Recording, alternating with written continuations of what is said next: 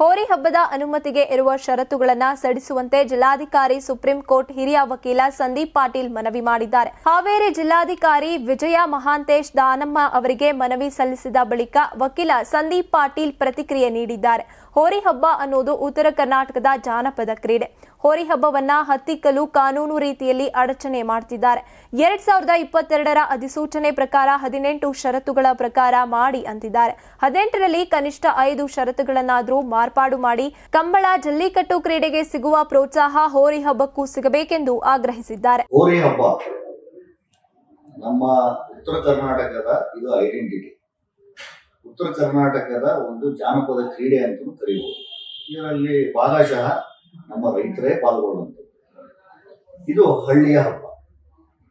ಆದರೆ ಇತ್ತೀಚಿನ ದಿನಗಳಲ್ಲಿ ಈ ಹಬ್ಬವನ್ನ ಹತ್ತಿಕ್ಕಕ್ಕೆ ಇದನ್ನ ನಡೆಸದೇ ಇರುವ ರೀತಿಯಲ್ಲಿ ಹಲವಾರು ಕಾನೂನಿನ ಅಡಚಣೆಗಳನ್ನ ಮಾಡ್ತಾ ಇದ್ದಾರೆ. 2022ನೇ ಇಸ್ವಿದು ಒಂದು ಅಧಿಸೂಚನೆಯನ್ನ ಇಟ್ಕೊಂಡು ಯಾರು ಏನೇ ಮಾಡಿದ್ರು ಈ 18 ಷರತ್ತುಗಳನ್ನ ಅನ್ವಯಿಸಿ ನೀವು ಮಾಡಬೇಕು ಅಂತ ಹೇಳ್ತಾರೆ.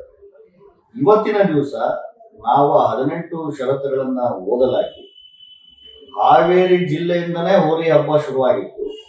ಆದ್ರಿಂದ ಹಾವೇರಿ ಜಿಲ್ಲೆಯಲ್ಲೇ ಹೋರಾಟ ಸಮಿತಿಯನ್ನು ಕೂಡ ನಮ್ಮ ರೈತರೆಲ್ಲ ಸೇರಿ ಒಂದು ಹೋರಾಟ ಸಮಿತಿಯನ್ನ ಮಾಡಿ ಈ 18ರಲ್ಲಿ ಕನಿಷ್ಠ 5 ಕಂಡೀಷನ್ಗಳನ್ನು ಮಾರ್ಪಾಡು ಮಾಡಬೇಕು, ಅದನ್ನು ತೆಗೆದುಹಾಕಬೇಕು ಅಂತ ಹೇಳಿ ಇವತ್ತು ಮಾನ್ಯ ಜಿಲ್ಲಾಧಿಕಾರಿಗಳಿಗೆ ಇದನ್ನ ಮನವಿ ಸಲ್ಲಿಸಲಾಗಿದೆ.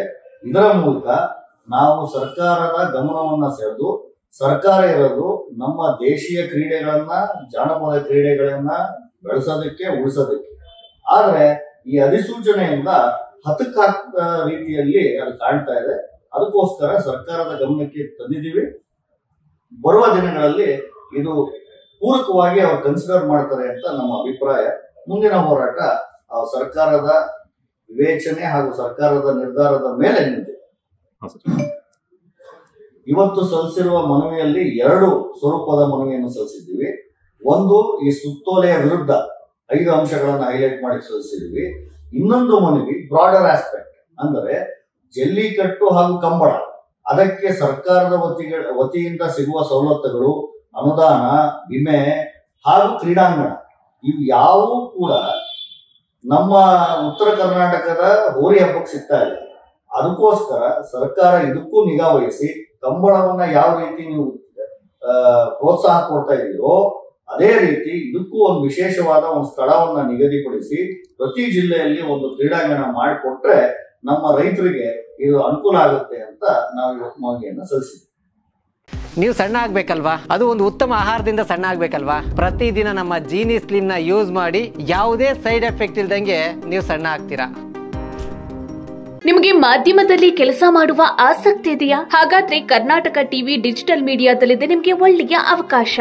ಆಯ್ಕೆಯಾದವರಿಗೆ ಉಚಿತ ತರಬೇತಿ ಕೊಡ್ತೀವಿ. ತರಬೇತಿ ನಂತರ ಕೆಲಸ ಮಾಡುವ ಅವಕಾಶನೂ ಕೊಡ್ತೀವಿ. ಈ ಕೂಡಲೇ ನಿಮ್ಮ ಮಾಹಿತಿಯನ್ನ ಮೇಲ್ ಮಾಡಿ.